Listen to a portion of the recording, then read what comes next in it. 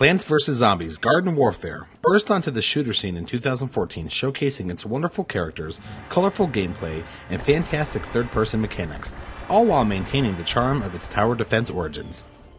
Despite its greatness, Garden Warfare lacks in a variety of game modes, providing a somewhat limited experience. Plants vs. Zombies Garden Warfare 2 remedies that issue with a bountiful, yet time-consuming journey, with new, yet familiar content, and 6 new characters. Garden Warfare 2 adds new content right away by replacing the traditional menu from its predecessor with an interactive hub world called the Backyard. Searching for chests, hidden rooms, and collectibles makes for hours of fun without ever having to go online.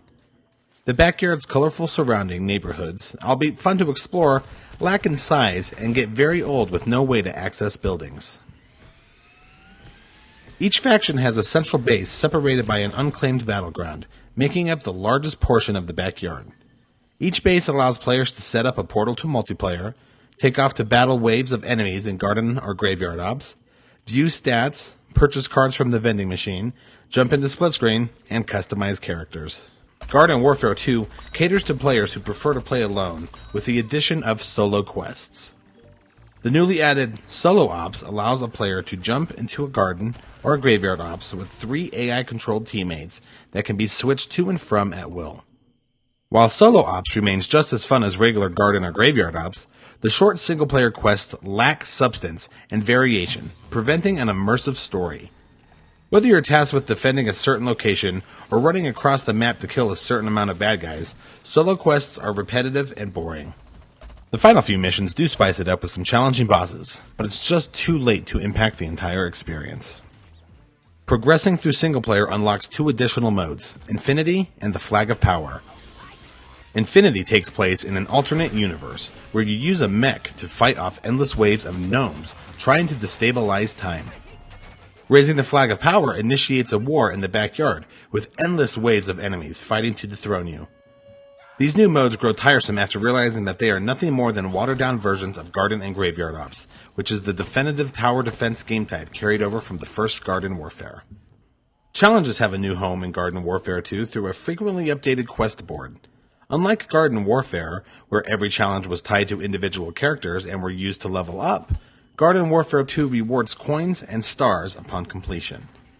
Stars can be used to unlock chests, clear rubble to make room for decorations, and to gain access to the Infinity. Coins are used to unlock card packs at the vending machine. There are literally thousands of cosmetic items to unlock, as well as consumables and character variants. Unfortunately, too few cards come with each pack, meaning countless hours of play will be needed in order to achieve everything. This hinders the sense of accomplishment and takes away from the overall experience. Online multiplayer features fantastic modes such as Gnome Bomb, Team Vanquish, Vanquish Confirmed, and Turf Takeover, all returning from Garden Warfare. Turf Takeover tasks one team to defend its territory from the relentless onslaught of the enemy.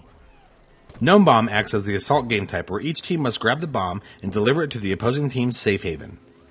Team Vanquish and Vanquish Confirm return as Garden Warfare 2's deathmatch game type. All of these game types are exact replicas from Garden Warfare, only with new maps to play on. In addition to familiar modes, Garden Warfare 2 suffers from extreme balancing issues. Rose initially overpowered everyone else with her long-range homing shots that dealt loads of damage. She has been nerfed since, which paved a path for both Super Brains and Imp to be dominant characters on the map. Although it doesn't break the game completely, players may grow frustrated each time they die as a result of being bested by imbalance issues. The heart and soul of Garden Warfare lies in the variety of unique characters and their abilities. All 8 characters from the original game make an uneventful return with no new abilities. The Engineer is the exception, and veterans will notice how he now has a turret ability rather than his remote-controlled bot. The 6 new characters in Garden Warfare 2 steal the show this time around, and for good reason. Colonel Corn, Rose, and Citron charge the field as new members of the plants, while Imp, Super Brains, and Captain Deadbeard stand firm with the zombies.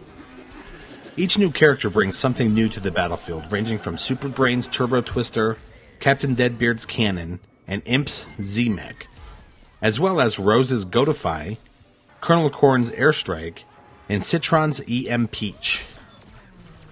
Each character provides a refreshing breath of air to a multiplayer experience dominated by characters from the past by initiating new ways to tackle each game played.